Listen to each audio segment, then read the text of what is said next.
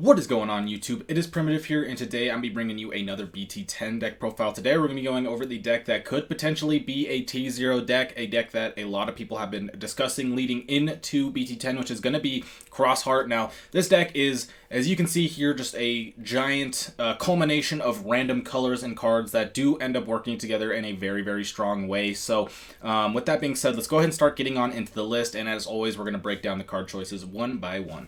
Alright, as always, we are just going to start off with the Digitama, which we are just playing 4 of the new Pikmin. When attacking, if this Digimon is Crossheart and straights, draw 1. So basically everything in this deck is going to be there, including all of our rookies. So this gives you the ability to just kind of swing up, or promote and swing and get a draw. You can pair it with Starmons as well. If you Digivolve your Starmons in Raising, put something else on top of it, you can get 2 draws. So this is pretty much just the best rookie. It's going to give you a lot of cycle. There are a couple cards in this deck that are focused on having cycle, and so Pikmons just fits in there. Now, getting on into the rookies, we have 3 Sparrowmon. Now, a lot of lists are going to be playing 4 Sparrowmon, but I find this card not to be as necessary. You are going a little bit lower on rookie count, but in this type of deck, putting a rookie in Raising isn't as big of a deal. You are going to be playing a lot more things off of your Tamers, being able to go into your X4, X5, and so the rookies don't matter as much, so I decided to cut down 1 Sparrowmon down to 3, because Sparrowmon only needed for the X5, not going to be needed for the X4 sources, and you're kind of going with X4 Turbo a little bit more than X5, so made some more room by going in, by cutting the Sparrowmon, but card still is very good. Being able to be a 5k rookie is very strong. It allows you to be able to swing in pretty early, especially if you put it on top of the Pikmons and start getting a bunch of draw. And it has Reboot, which is really big because when you go into your X5, you'll be able to swing, get your checks, and then at the start of the opponent's turn, you'll be able to reboot and have blockers. So Sparrowmon is very nice when going into X5, but it's kind of mid everywhere else, so instead of playing it at 4, I just cut it down to 3. Then we got the 4 Shoutmon. Obviously, this card is incredibly staple to the deck because of the inheritable rush. You want to be able to play your X4, X5 and have rush, or else the deck is not anywhere near as good. You want that swing with X4, get the end of attack, rinse and recycle. Plus, it is also a searcher. You can reveal a top 3, add a Tamer, and add a Crossheart to your hand. And so just pretty good cycle here. It's kind of like Strawbymon or Flamemon we've seen in the past, but this card is one of, if not the most key cards in the deck. And then to finish off the rookies, we are just playing 4 of the BT10 Starmons. Does have a pretty great inheritable of being able to draw 1, so when you do go for your Digicross, you will be able to swing and get that draw. Nothing else too crazy, no on-play, no when attacking effects, just a pretty good inheritable, but we do need Starmons for the X4 and the X5. So playing the BT10 one, you could play the older Starmons as well and still have it as name requirement, but I didn't find it to be as good, so we're just sticking with the regular Starmons.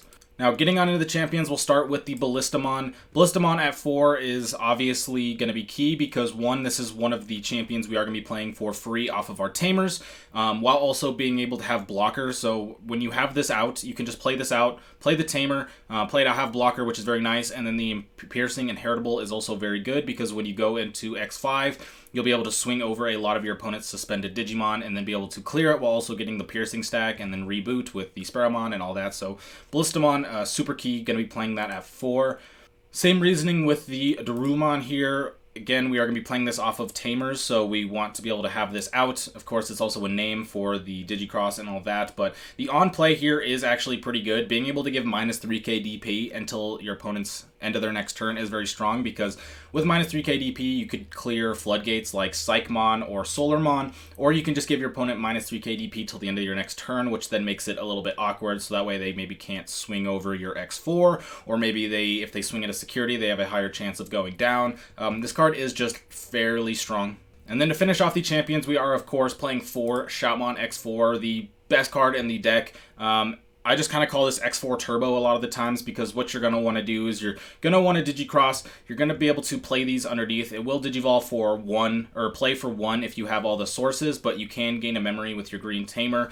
But then you will swing with Rush because of the Shoutmon Inheritable. Then end of attack, you may place all this Digimon's Digivolution cards under one of your Tamers, unsuspend one of your Tamers, and then delete this Digimon. So basically, you can unsuspend your Taiki. You can then play another Shoutmon, suspending the Taiki to play the X4 sources again underneath, and then you can just rinse and repeat with the end of attack until you run out of X4s, and then end of turn you kind of go into X5 to go for games. So playing 4 Shoutmon X4 is just going to be fairly standard Next up, we got 3 Shoutmon X5. Now, X5, obviously, you want to be playing it because the card is so strong, but from my testing, I feel like X5 is not nearly as necessary as like X4. You're going to be wanting to go into X4 so frequently in the early game as to where with Shoutmon X5, you're kind of...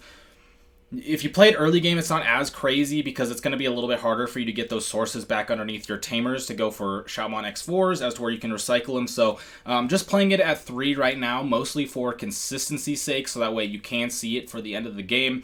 Being able to have a big blocker is okay in some matchups, but for the most part, I really just kind of see this as your security attack +1 rush, go in for game type of deal. And so no reason to really play 5 Shoutmon X5. It will be really clunky. I'm even considering going down to 2, but I don't want to not see it. So for now, we're just at 3. And then to finish off the Digimon, we are just playing the 1 Death Xmon. Card is fairly good in this metagame and in the mirror match in general. Lots of Tamers being played out, so you are going to be able to find a turn very frequently where you'll be able to play Death X for free, be able to potentially board wipe, and then just clear everything out. And so Death X, very, very strong, but just going to play it at 1 because it's not super necessary in this deck as much as it's just very nice to have in the mirror match. Now, getting on into the option cards, they are all just going to be removal, starting with the 2 Crimson Blaze. Crimson Blade's insane in this metagame right now. Not only is it able to play for very cheap to be able to clear a lot of Digimon, but it also stops your opponent from playing Digimon from effects, which can be very big against things like Jessmon, Bloomlordmon, Imperial Dramon, Security Control, things like that. That effect is very good, but there's just so many cards out there right now that are 6k DP or less that you can just clear. You can play this for 1 or 2 memory, clear out the board, and yeah, this card is just very good. So we're playing it at 2. I was considering playing it at 3, but we are playing 3 Fireball instead. It is just going to be 2 to delete a 3k or less, and then if you don't delete anything, you draw 2. So this card works as a double. It's both a Floodgate removal, so if you have Psychmon, Solarmon, Chikurimon, whatever, you can go ahead and pop those. And then if you don't, it is just a 2 to play draw 2, which can come in handy a lot. But I think this card is very versatile. There is the new option card where you can get +1 or security tech +1 or delete something. I think if you have Shoutmon X5, you can do both. But I like Fireball a little bit more because I feel like it's a bit more consistent and the draw is very nice. So I just like Fireball, but you could consider cutting this down to 2 and playing the 3 Crimson Blaze if you prefer that more. But just because of how versatile this card is, I liked it at 3. And then to finish off the options, we are playing 3 Sunrise Buster because we just have a bunch of red and yellow Tamers. So being able to play them for free and then being able to DP minus is going to be very strong. There is a pretty good amount of Tamers in here, as you can see. So the amount of DP minus that you're going to be able to get is going to be able to clear most big stacks. So Sunrise is kind of our big board clear, or our big stack clear, as to where Fireball and Crimson Blaze are more so for the smaller and wider type boards. So all these removal options are going to kind of work together to hit the different parts of the metagame. Now, getting on into Tamers, we have a pretty good amount in this deck, but we will go ahead and start off with our Zenjiro here.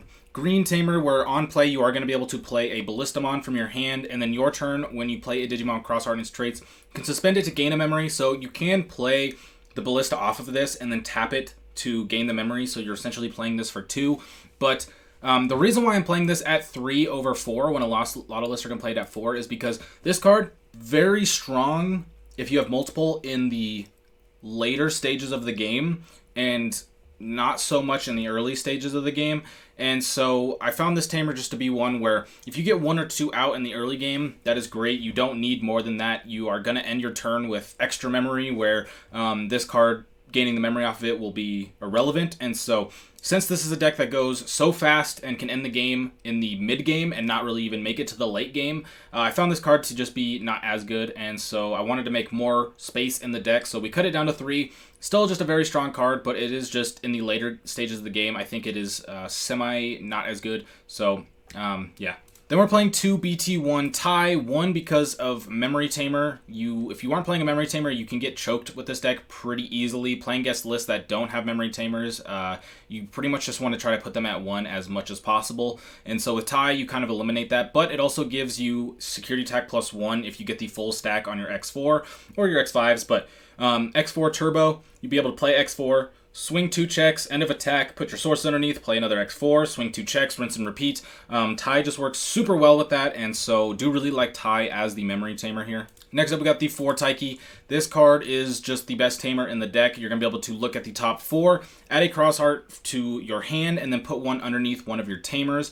And then, which already is fantastic, being able to get 2 cards, essentially, in your pool for your Digicross. But then you can suspend this tamer to use the Digimon that are underneath your tamers as sources for your Digicross. So that means you don't have to have them in your hand. And when you pair that with all of the save effects that all the Digimon have, putting them underneath your tamers, you pretty much just never really need to play stuff out of your hand. You're pretty much going to always have the tamers underneath. And then being able to stack these up on top of each other is very nice, because that way, when you have 2 out, when you go with an X4, you can sometimes unsuspend your green tamer here instead of unsuspending your Taiki, which means that the next time you X4, you are going to be able to gain the memory instead of paying a memory, so you'll play X4 for 0. So having multiple of these out does give you a little bit more opportunity to use the X4 to unsuspend some of your other tamers. But yeah, Taiki is just absolutely insane, must have 4 of.